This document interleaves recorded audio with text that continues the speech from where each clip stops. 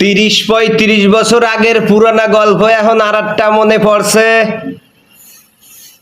ওই সময় কিন্তু মানুষের এত বাথরুম পায়খানা ছিল না, তাই ঝোপ জঙ্গলে মানুষ বাথরুম সারিয়ে আসতো। 20 থেকে 23 বছরে এক যুবক বাথরুমই বইছে এক গুইসাপের গর্তের উপরে।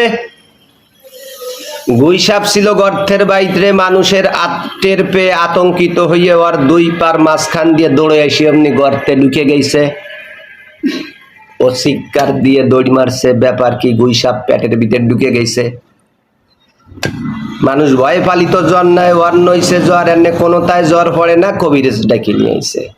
কবিরাজ এসে সবকিছু শুনছে, শোনার পরে কয়ে বুঝতে পারছি আগামীকাল তোমার ট্রিটমেন্ট করা হবে। কবিরাজ ছিল একটু বুদ্ধিমান, ও একটা গুইসাপ ধরিয়ে নিয়ে ওরে সেই জায়গায় নিয়ে বসাচ্ছে। সেই জায়গায় ওরে বসায় রাখার পরে ওরে বলছে তুই সামনের দিক চাইয়ে থাকবি, গুইসাপ বাইর হয় নাকি তাই দেখবি। তো বসে রয়েছে সামনের দিক চাইয়া, পিছন দিয়ে গুইসাপ, তো সাইড দিতে গুইসাপ আবার আর দুই পার মাঝখান দিয়ে দৌড় দিয়ে চলে গেছে। তখন ও বসছে যে গুইসাপ পেট থেকে বাইর হয়ে গেছে।